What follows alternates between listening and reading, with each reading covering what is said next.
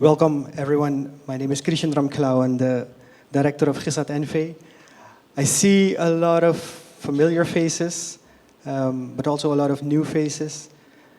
It's a pleasure to be here. I'm very happy and excited to share today's presentations with the other keynote speakers with you. I see the CTO of Telesur here, Mr. Sunil, welcome. He's joining our community, Mr. Vikash from Staatsolie, welcome again. Many representatives from ABS, from SWM. We are here, and we've been gathering here now for the third time in a row in this setting. And we all come here with the idea to understand each other's work, to learn from each other, to get inspired, to strengthen the relationships that we have, to create connections, to share ideas, and hopefully share data. There are some booths here in the back, so please go and share data, and most of all, have fun. We are celebrating GIS Day now for 25 years. Today is the 25th anniversary of GIS Day. It's been going on since the 25th of November. So we are here for you, and you are here to share your work with us. And in the audience at this moment, we have many representatives from the various utility companies, from the water utility companies. SWM is here, very largely represented. We have ABS, the energy company Suriname, we have Telesur, but we also have students. For the students who are here, welcome. For those who have been here last year, you know there's a surprise for the students coming up, so stick around.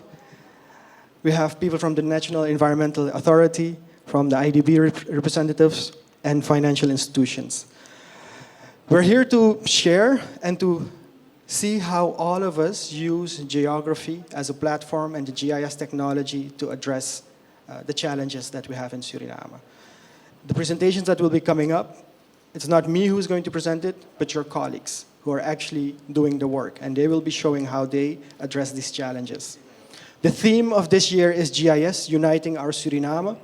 Every year I look forward to that Esri video that you just saw. Last year's theme was creating a world you want to see. The year before that was finding common ground. And this year it's uniting our world, uniting our nation, uniting Suriname by using geography.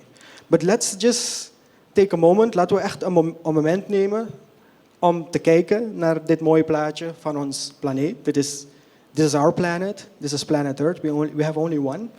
And let's realize that it's completely connected. Everything that we do, as we are connected here now in this room, our work is also connected, and it's complex, and it's a living system, and it's actually very fragile. And our activities, we have to perform our activities in a very sustainable way to make use of everything this planet gives us. And we'll see how the presentations of SBB from Consuela Palung, how the presentation of Gerard Den Dekker with the Sustainable Development Goals, going towards the presentation of Steph, of who will present a grid where we all can work towards to connect our work and to see how we can make more sustainable decisions. So that is coming up. But before I hand it over to Steph, I need to share with you the highlights of this year. And this is the fun part. And Sheetal already shared with you, I'm a bit of a geek and a nerd when it comes to Marvel, so hence you see Flash and Superman here. So this year we've had Staatsolie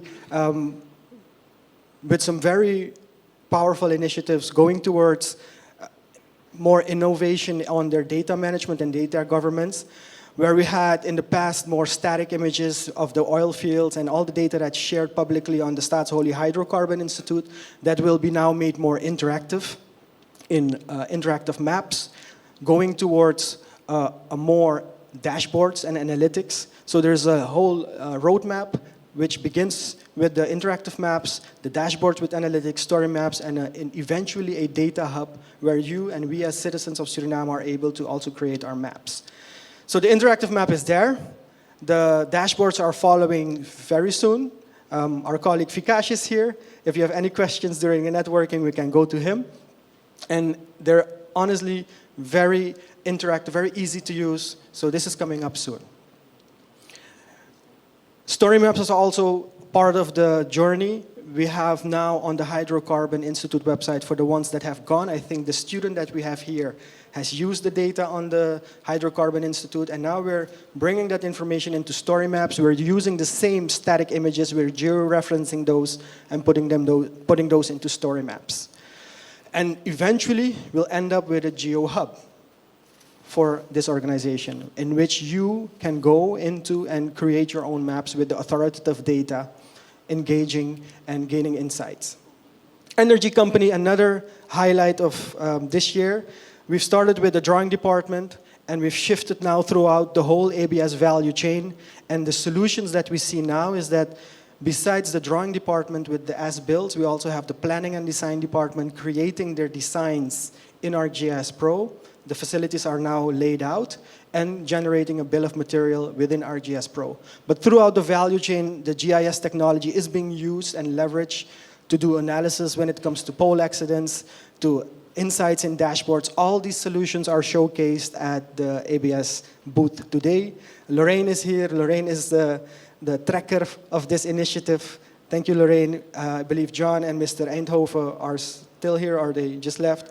So go to the ABS booth, ask them questions, and understand how they work, and let's connect more and more and share data. There are some organizations already sharing data with each other. Another highlight is the Ministry of Spatial Planning and Environment. In August this year, we did a handover of the design of a geospatial intelligence hub. So the Geospatial Intelligence Hub is a platform where the data, the authoritative data of all of you, is within your own platforms, within your own portals. You're responsible for your own life cycles, but you're sharing that data towards a hub in which users can go and have access to a section of open data, but also a section with premium data. You'll have your own workspace. So the first phase is done, the design is done. The second phase is starting in 2025 towards the implementation. Last year we had these students in the conference, and this year we have one of these students who will share her work. Her name is Anjali Gurai. Can I already have an applause for Anjali Gurai for the amazing work that she has done? And you should definitely go to the booth and see what she has built in the past few months by using the ArcGIS platform. I mean, it is very important that we give that recognition and those motivations to our students as they will carry on the work. Before I hand it over to Steph, we have a different format today. There are some, in the Tech Expo area, there are some representatives standing there very eagerly and enthusiastically to share their work with you. We have Tillesur, we have the ABS company, Baitali, National Planning Office, Management Institute GIS, the Environmental Authority, the Ministry of Natural Resources and Public Works with some amazing work. I can highlight some of it, but this will be, this is just the tip of the iceberg. So please go to them and see what they have. This data is also publicly available on the ArcGIS online portals of the Ministry of Natural Resources and the Ministry of Public Works. So this is a dashboard of all the water installations in the villages, which will also connect to another presentation in just a bit. Thank you very much, and I hope to connect with you later. Thank you.